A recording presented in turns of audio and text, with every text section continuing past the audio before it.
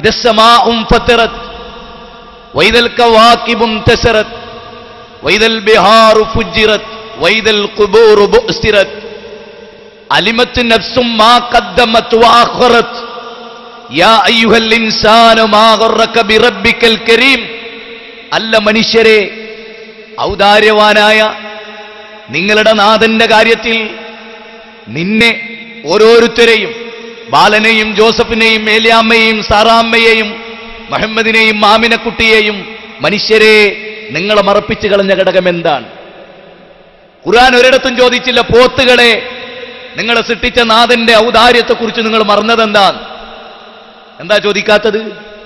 പോത്തിനെ പടച്ചത് അതിനല്ല, കാളയെ പടച്ചത് അതിനല്ല. ഞാൻ ഈ കഴിഞ്ഞ ദിവസം ഒരു സ്വാമിയുടെ പ്രസംഗം കേട്ടു. സ്വാമിനോട് ആരോ ചോദിച്ചത്രേ, പശുവും കാളയും പോത്തുമൊക്കെ വാർദ്ധക്യത്തിലെത്തി, രോഗമായി, പാല് ചുരത്തണില്ല, ഉപകാരമില്ല, ഒരു സ്ഥലത്ത് വെറുതെ കിടക്കുക, അങ്ങനെ അതിനെ ബുദ്ധിമുട്ടിക്കുന്നതിനേക്കാൾ നല്ലത് അതിനെ കശാപ്പുകാരന് കൊടുത്ത് പൈസ വാങ്ങലല്ലേ ബുദ്ധി എന്ന്. ഇനി സ്വാമിന്റെ മറുപടി, അങ്ങനെയാണെങ്കിൽ വീട്ടിലെ മുത്തശ്ശിനെയും വെട്ടിമുറിച്ച് അറുത്ത് പൊരിച്ചു കൊടുക്കേണ്ടി വരും. എന്താ? ഏതോ ഒരാള് ഏതോ കാലത്ത് ഒരു പശുവിന്റെ പുറത്തു പോയത്രേ, അതുകൊണ്ട് ആ പശു മാതാവാണ്. മനുഷ്യന്റെ ബുദ്ധി മരവിച്ചു പോയ എന്ത് ചെയ്യും? ആരോ ഒരാൾ മുമ്പേ എലീന്റെ പുറത്തും പോയിട്ടുണ്ട്. കൃഷിക്കാര് കുടുങ്ങിയില്ലേ? വിഷം വെക്കാൻ പാടില്ല, ദേവനല്ലേ. ഈ വിശ്വാസമുള്ള, ഞാൻ തുറന്നു പറയുന്നു, ഇന്ത്യ രാജ്യത്താണ്, നല്ല ഉറപ്പിലാണ് മുജാഹിദ് ബാലുശ്ശേരി പറയുന്നത്. എന്താ ഇന്ത്യ രാജ്യത്തുള്ളവന് സ്വർഗം വേണ്ടേ? കല്ലിനെയും മുള്ളിനെയും മുരടിനെയും മൂർഖൻ പാമ്പിനെയും കാഞ്ഞിരക്കുറ്റിനെയും ആൽത്തറിനെയും മക്കബറയെയും ലിംഗത്തെയും ആരാധിക്കുന്ന അധപ്പതനത്തിന്റെ പടുകുഴിയിൽ വീണവന് സ്വർഗം വേണ്ടേ? വേണം. അത് പറയാൻ ഇബ്രാഹിം നബി വരുമോ? ഇല്ല. മുഹമ്മദ് നബിയെ തിരിച്ചു വരുമോ?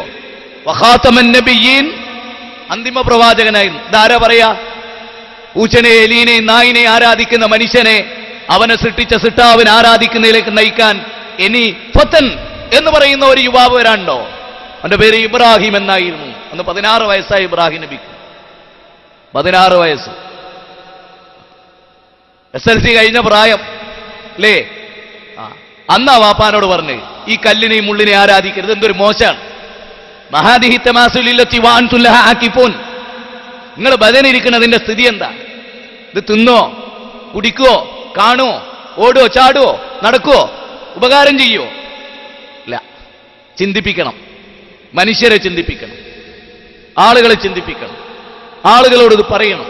അരുത് കാക്ക, അരുതമ്മായി, അരുത് മൂത്താപ്പ, അരുത് മോനെ, അരുത് മോനെ എന്ന് പറയാൻ. ബാപ്പ അരുത്, ഉമ്മ അരുത്, പ്രിയതമേ അരുത്, പൊന്നാര മക്കളെ അരുത്, പേരക്കുട്ടികളെ അരുത്, മുജാഹിദുകളെ അരുത് എന്നല്ല. നമ്മൾ ആരാ? നമ്മൾ ലോകത്തിന് വേണ്ടി പടക്കപ്പെട്ടിട്ടുള്ള, അല്ലേ, മാനവരാശിക്ക് വേണ്ടി പടക്കപ്പെട്ടിട്ടുള്ള ആള്, ഉയർത്തെഴുന്നേൽപ്പിക്കപ്പെട്ടിട്ടുള്ള ആള്. മനുഷ്യനെ സൃഷ്ടിച്ചതിന്റെ ലക്ഷ്യം തന്നെ എന്താ?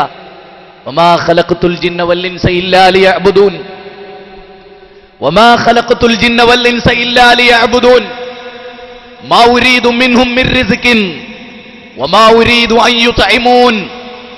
സൂറത്ത് അദ്ദാരിയാത്ത് 51-ാം അധ്യായം 56, 57 സൂക്തങ്ങളാണ്. വമാ ഖലഖതുൽ ജിന്ന വൽ ഇൻസ ഇല്ലാ ലിയഅ്ബുദൂൻ. ജിന്ന് വർഗത്തെയും മനുഷ്യവർഗത്തെയും നാം സൃഷ്ടിച്ചിട്ടില്ല എന്തിനു വേണ്ടിയല്ലാതെ?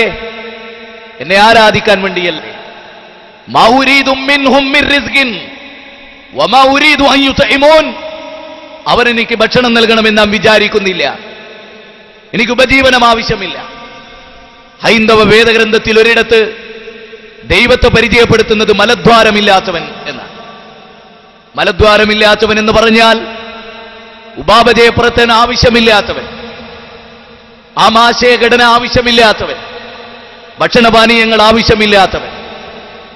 അള്ളാഹു വിശുദ്ധ ഖുർആനിൽ ഒരിടത്ത് പറഞ്ഞു, നാം അവരെ ഭക്ഷിപ്പിക്കുന്നു, നമുക്ക് ഭക്ഷണം ആവശ്യമില്ല. ഭക്ഷണം ആവശ്യമില്ലാത്ത സായിബാബക്ക് ഭക്ഷണം ആവശ്യമില്ലേ? മാതാമൃതാണെന്നവയ്ക്ക് ഭക്ഷണം ആവശ്യമില്ലേ? സായിബാബ ഭക്ഷണം കഴിച്ചത് കൊണ്ടല്ലേ ടോയ്ലറ്റിൽ കയറി കഴിഞ്ഞ 79-ാമത്തെ വയസ്സിൽ ബാത്റൂമിൽ വീണ് കാൽത്തൊടെ പൊട്ടിയത്? അല്ലേ? ഇത് പഠിപ്പിച്ചു കൊടുക്കണ്ടേ മനുഷ്യന്മാരെ?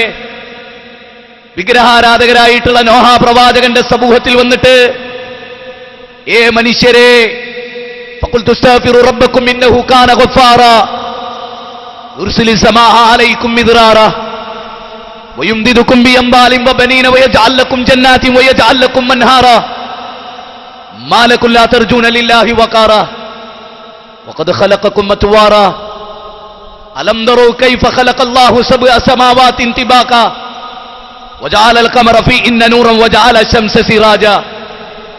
71-ാം അധ്യായം സൂറത്ത്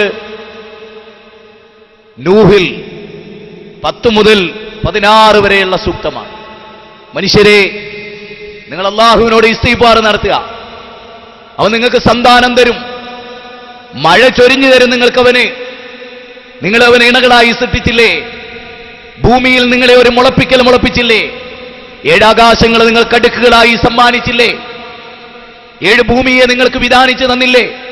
സൂര്യനെ നിങ്ങൾക്കൊരു വിളക്കാക്കി തന്നില്ലേ? ചന്ദ്രനെ നിങ്ങൾക്ക് നിലാവലകളാക്കി തന്നില്ലേ? അല്ലേ?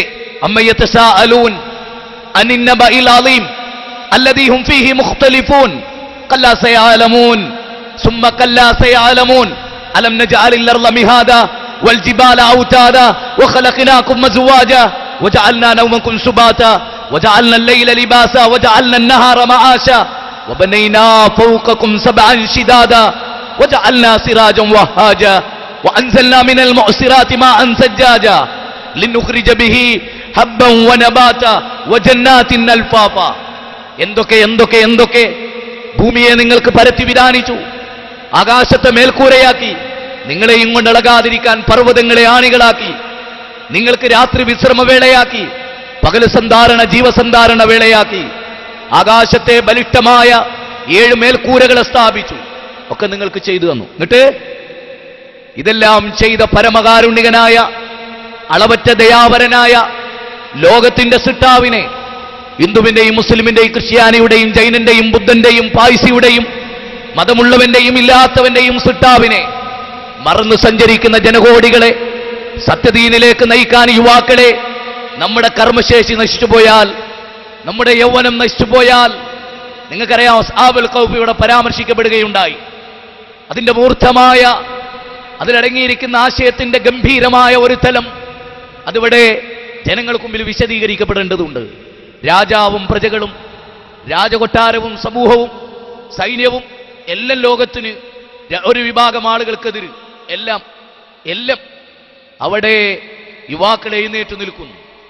എന്നിട്ടോ ആ യുവാക്കൾ പറഞ്ഞു, ഞങ്ങൾ റബ്ബുനാ റബ്ബുസ് സമാവാതി വല്ലർ, ആകാശഭൂമികളുടെ നാഥൻ. ഏതെങ്കിലും ഒരു ഗോത്രത്തിലെ ദൈവത്തെ ഇസ്ലാം പരിചയപ്പെടുത്തിയിട്ടില്ല. ഇസ്ലാമിന് ആരുടെ മുമ്പിലാ തലകുനിക്കേണ്ടത്?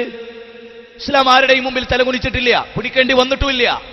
ഒരു മതവിഭാഗത്തിന്റെയും ജനവിഭാഗത്തിന്റെയും ഇടയിൽ ഇസ്ലാമിന് തലകുനിക്കേണ്ടി വന്നിട്ടില്ല. എന്തുകൊണ്ട്? ഏതെങ്കിലും ഒരു കാലഘട്ടത്തിലെ ദൈവത്തിലേക്കല്ലേ നമ്മൾ ക്ഷണിക്കുന്നത്? 70 വയസ്സുള്ള ദൈവം, ഭക്തനോ 80 വയസ്സ്. ആരാധിക്കുന്ന ദൈവത്തിന് 52, ആരാധിക്കുന്ന ഭക്തൻ 60. അങ്ങനെ ഒരു ദയനീയത ഇസ്ലാമിനില്ല. ഇസ്ലാം ലോകത്തെ കൃത്യമായി നയിച്ചത് ഏകദൈവാരാധനയിലേക്ക്. യുവാക്കളോട് നമുക്ക് പറയാനുള്ള വളരെ പ്രധാനമായ കാര്യങ്ങളിലൊന്ന് നമ്മുടെ യൗവനം തൗഹീദി പ്രബോധനത്തിന് ഉപയോഗിക്കാനുള്ളതാണ്. മാത്രവുമല്ല, അസ്ഹാബുൽ ഖൗഫ്